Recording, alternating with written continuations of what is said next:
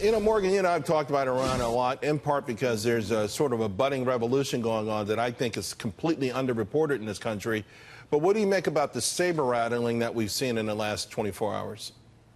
Well, good afternoon, Charles. Always good to see you, even from across the television. So, to me, Charles, this looks like a coordinated effort amongst the administration's top officials, their messaging on Iran. I don't think that the president's tweet was sent by accident this morning. I don't think it was sent in vain. I think it was sent out because this administration has decided that Iran is incredibly vulnerable right now from an economic perspective, which you and I could go into, but also from a political perspective. We've seen over the past 18 months mass protests in Iran, and that frustrates the Iranian government and scares the Iranian government more than anything. You're seeing teachers and union workers protesting. Just the past few days, we actually saw members of the Iranian military protesting the army because of their unpaid, some of their unpaid wages, some of their unpaid pensions. So this is similar, I would think, to the early 2009 Green Revolution protests that we saw under President Obama. This is happening again, and I think that it's more worrisome to the Iranian regime this time because when they received billions of dollars of sanctions relief from the Obama administration, the Iranian people were told, we're going to bring Iran into the mainstream, this money is going to benefit all of us. That didn't happen, Charles. Instead, what happened was the Iranian regime lined their own pockets, and they used it as a slush fund to fund the Iran Revolutionary Guard to foment terrorism and military action around the world. And so the Iranian people themselves are frustrated, and as they should be. To your point, Mike Pompeo, in his speech on Sunday in California, which, you know, has 250,000 Iranian Americans, and obviously it's a great conduit to getting the word back to Iran, that Ayatollah Khomeini has an off-the-books hedge fund worth $95 billion, that the Judiciary Chief in Iran has a net worth of $300 million. I mean, these people, I mean, $95 billion? You know, people have to be up in arms about that. They should be. I think that it was interesting to me that the administration went so public with that information. Again, I see this as an incredibly targeted campaign, a targeted effort by this administration to reach out to the Iranian people and say, yes, your worst fears about this regime are right. They are keeping this money, hoarding this money for themselves to be the #1 state sponsor of terror in the entire world.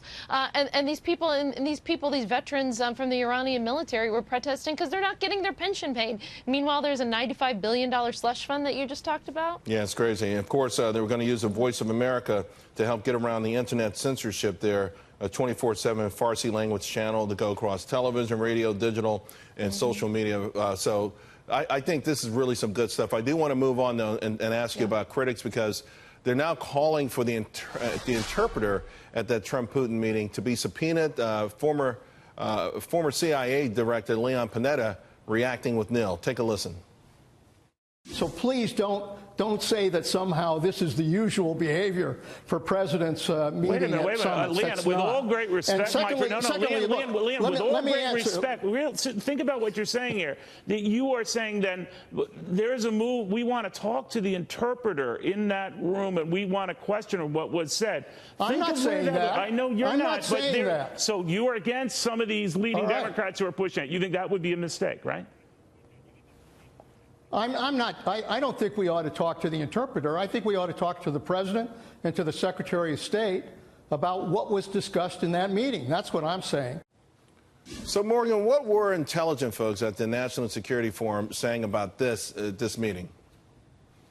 Sorry, did you say, Charles, what were people saying about the Trump-Putin meeting? I mean, to me, it's two different things. You had the press conference, and then you had the 2.5-hour meeting. That's true. We don't really know what happened there. But I think some are using or trying to leverage the performance at the press conference as a way or an excuse to actually learn more and even go as far as subpoenaing, giving a subpoena to the interpreter. Right. So the subpoenaing the interpreter, Charles, that's just political theater. I mean, that's not going to happen in these committees. Every committee has their own rules. The Democrats do not control any of these committees.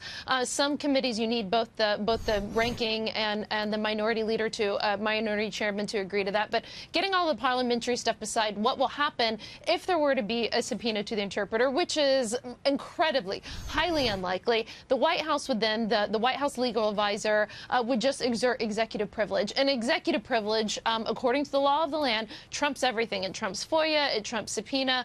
We've seen many administrations use that before. So I doubt very seriously that this interpreter will be subpoenaed. If they were, clearly the administration would exert executive privilege. And the reason that they would do so is because, you know, every White House needs to have their own messaging, their own negotiations behind the scenes, and that has to be protected. And every White House at some point in time uses executive privilege. So then let me then let's take this way. So how much of that meeting should the American public, do we have a right to know?